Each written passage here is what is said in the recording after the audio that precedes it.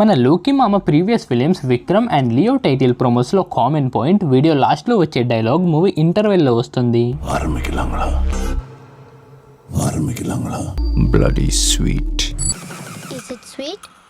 Bloody sweet. అయితే కూలీ మూవీలో కూడా సేమ్ ఇదే రిపీట్ అవుతుండొచ్చు అండ్ ఆ ఇంటర్వెల్ ఇలా ఉండొచ్చు. ముగించేద్దామా.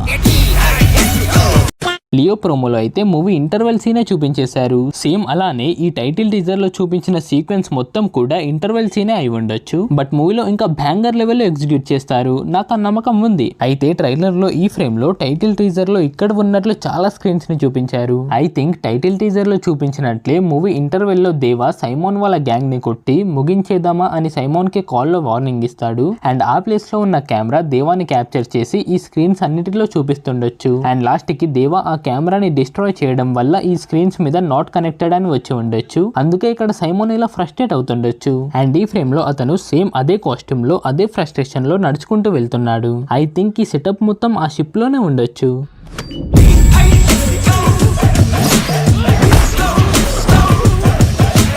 యాక్చువల్లీ ఇక్కడ ప్లే అవుతున్న బీజిఎం మన తలైవర్ ఓల్డ్ మూవీ తంగమాగన్లో వా వా పకం వా సాంగ్ నుంచి తీసుకున్నారు.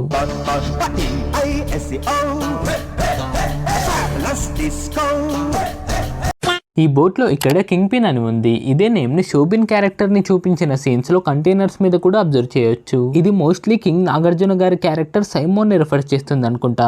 ఐ మీన్ ఇది తన బ్రాండ్ నేమ్ అయి ఉండొచ్చు. అండ్ ఆ రూమ్ మొత్తం గ్రీన్ లైటింగ్ ఉంది. టీజర్ లో ఈ ఫ్రేమ్ లో సైమోన్ అదే ప్లేస్ లో ఉన్నాడని అర్థమవుతుంది. అలాగే ఈ ఫ్రేమ్ లో ఇక్కడ కనిపిస్తున్న గ్లోయింగ్ పింక్ టెక్స్ట్ ని ఈ ఫ్రేమ్ లో సైమోన్ బ్యాక్ సైడ్ అబ్జర్వ్ చేయొచ్చు. సో ఈ సీన్ లో కూడా అతను ఆ రూమ్ లోనే ఉన్నాడు. ఐ థింక్ ప్రతి గ్యాంగ్స్టర్ కి డీల్స్ ఫిక్స్ చేసుకోవడానికి ఒక అడ్డా ఉంటుంది కదా, అలా సైమోన్ కి ఈ షిప్ లో ఈ పెంట్ హౌస్ అనుకుంటా. అండ్ ఇక్కడ ఇతను గన్ ఏం చేస్తుంది మన పవర్ హౌస్ మీదే అనుకుంటా. ఎందుకంటే కూలీ సూపర్ బాబ్ వీడియోలో రజనీ సార్ ని ఇదే ప్లేస్ లో అబ్జర్వ్ చేయొచ్చు. అంటే ఇది ఈ క్యారెక్టర్ కి ఎండ్ కార్డ్ పడే సీన్ అయి ఉంటుందా.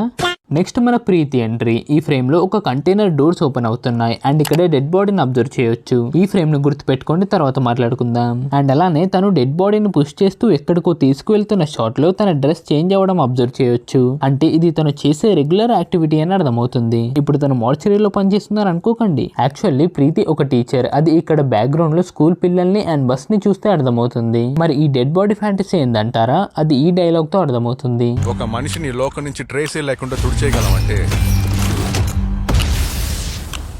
It can be a disaster. ఈ డైలాగ్ వచ్చినప్పుడు ఎవరినో ఒక చైర్ మీద కూర్చోబెట్టి లాక్ చేయడం అబ్జర్వ్ చేయొచ్చు. ఆ లాక్ చేస్తున్న హ్యాండ్స్ ఒక లేడీవి అండ్ మోస్ట్ ప్రాబబ్లీ అది ప్రీతి అయి ఉండొచ్చు. బికాస్ ట్రైలర్ లో కొన్ని షార్ట్స్ లో సితిన్ విని బ్రో వాళ్ళ కొత్త మామ ఈ చైర్ తో ఏదో ఎక్స్పెరిమెంట్ చేస్తున్నట్లు చూపించారు. ఐ థింక్ ట్రైలర్ లో చెప్పినట్లు ఒక మనిషిని ట్రేసే లేకుండా తుడిచేయడమే ఈ చైర్ యొక్క ప్రథమ కర్తవ్యం అనుకుంటా. అయితే ఈ ఫ్రేమ్ లో కూడా వాళ్ళు అదే చైర్ ని టెస్ట్ చేస్తున్నారు అండ్ దాని వల్ల ఇక్కడ షాక్ సర్క్యూట్ అయింది. అంటే ఆ ఎక్స్పెరిమెంట్ ఇంకా సక్సెస్ అవ్వలేదు అనుకుంటా. And trailer starting second frame లో అబ్జర్వ్ చేస్తే శ్మశానంలో ఎవరో ఏదో చేస్తున్నారు.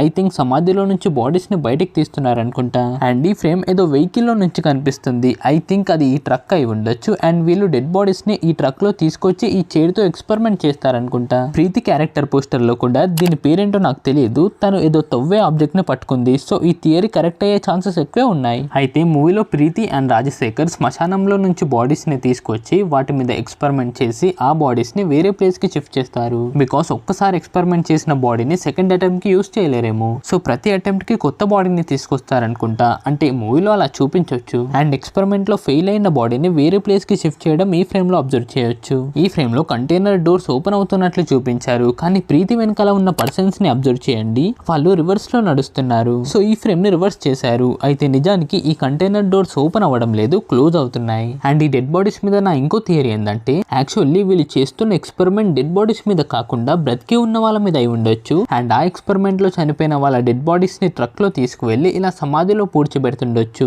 బికాస్ ఈ ఫ్రేమ్ లో ఈ కార్ లో ఎవరినో కిడ్నాప్ చేసి ఉండడం అబ్జర్వ్ చేయొచ్చు. సో విలన్స్ మనుషులని ఇలా కిడ్నాప్ చేసి ఎక్స్పెరిమెంట్ కోసం తీసుకువెళ్తుండొచ్చు. నెక్స్ట్ ఇక్కడ మన సైమోన్ ఎవరినో కొడుతున్నాడు, చంపట్లేదు, జస్ట్ కొడుతున్నాడు. మరి ఎవరిని కొడుతున్నాడు అంటే అది స్పాయిలర్ అవ్వచ్చు. సో స్పాయిలర్ ని అవాయిడ్ చేయాలనుకునే వాళ్ళ కోసం స్క్రీన్ మీద టైం స్టాంప్ ఇస్తా, అక్కడి వరకు స్కిప్ చేసేయండి. అయితే ఇప్పుడు సైమోన్ ఇక్కడ కొడుతున్న కొడుతున్నది ఎవరినో కాదు, దయాల్ని. లాస్ట్ ఇయర్ సెప్టెంబర్ లో అనుకుంటా ఇదే సీన్ లీక్ అయింది. అండ్ ఈ లీక్ డిపిక్ లో అబ్జర్వ్ చేస్తే ఈ డూప్ సేమ్ దయాల్లానే ఉన్నాడు. అండ్ అతని కాస్ట్యూమ్ కూడా మోనికా సాంగ్ లో దయాల్ కాస్ట్యూమ్ తో మ్యాచ్ అవుతుంది. ఈ సీన్ ఆ సాంగ్ ఎండింగ్ లో వస్తుంది అనుకుంటా, బికాస్ ఇక్కడ సైమోన్ వస్తుంటే సైడ్ కి ఉన్న వాళ్ళు డాన్స్ చేస్తున్నారు. అండ్ ఈ ఫ్రేమ్ లో దయాల్ లెఫ్ట్ ఐబ్రో పైన బ్యాండేజ్ ని అబ్జర్వ్ చేయొచ్చు. హ్యామర్ తో కొట్టిన దెబ్బకి బ్యాండేజ్ పెడితే సరిపోతుందా బ్రో అని మీరు అనొచ్చు. దానికి నా హానెస్ట్ ఆన్సర్, నా థియరీ ప్రూవ్ చేసుకోవడానికి నేను 90 చెప్తా బ్రో. అన్ని నమ్మేశారా ఏంటి?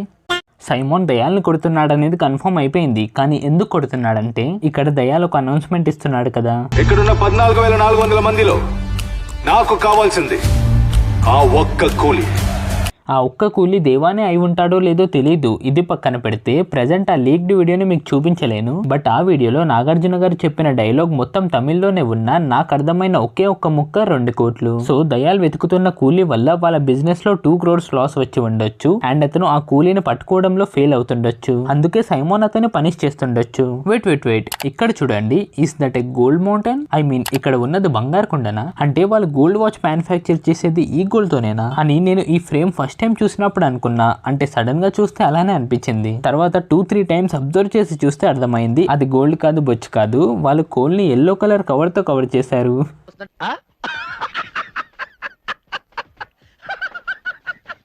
Now back to the bandage frame. ఈ ఫ్రేమ్ లో దయాల్ మెడలో ఒక చైన్ ని చూడొచ్చు. అది మనం నార్మల్ గా మెడలో వేసుకునే చైన్ కాదు, కుక్క మెడలో వేసే చైన్ లా ఉంది. అండ్ అదే చైన్ ని ఈ ఫ్రేమ్ లో కూడా అబ్జర్వ్ చేయొచ్చు. ఇక్కడైతే ఆ చైన్ అతని రైట్ హ్యాండ్ నుంచి మెడకు కట్టి ఉంది. యాక్చువల్లీ ఈ ఫ్రేమ్ లో అతను ఆ చైన్ నుంచి విడిపించుకోవడానికి ట్రై చేస్తున్నాడు. దీనికి మూవీలో ఏం రీజన్ చూపిస్తారో ఏంటో చూడాలి. Flashback shorts. ఈ షార్ట్స్ ని ప్రెజెంట్ టైమ్ లైన్ తో డిఫరెంటియేట్ చేయడానికి రెట్రో కలర్ గ్రేడింగ్ ని యూస్ చేశారు. ఇక్కడ వీళ్ళందరూ దేనికోసమో స్ట్రైక్ చేస్తున్నారు అనుకుంటా. అయితే ఈ షాట్ లో ఒక కూలీ ఎవరినో చంపి ఈడ్చుకు వెళ్తున్నాడు. ఈ క్యారెక్టర్ చేతిలో హుక్ ఉంది. అండ్ ఉపేంద్ర గారి క్యారెక్టర్ కలీసా చేతిలో కూడా హుక్ ఉంది. సో ఇది కలీసానే అని నేను అనడం లేదు, చాలా మంది అంటున్నారు. బట్ నేను చెప్పేది ఏంటంటే ఈ 2 క్యారెక్టర్స్ లెఫ్ట్ హ్యాండ్ లో హుక్ ఉంది, కానీ మనం అబ్జర్వ్ చేయాల్సింది రైట్ హ్యాండ్. ఈ అన్నోన్ పర్సన్ రైట్ హ్యాండ్ కే కడం ఉంది అండ్ కలీసా హ్యాండ్ కి లేదు. సో ఇది కలీసా కాదు. యాక్చువల్లీ ఇది దేవా. ఈ సీన్ లో దేవా బస్ లో ఫైట్ చేస్తుంటే అతని హ్యాండ్ లో హుక్ ని గమనించవచ్చు. అండ్ కడం గురించి అంటారా, అది ప్రెజెంట్ టైమ్ లైన్ లో కూడా ఉంది. సో ఇది దేవానే.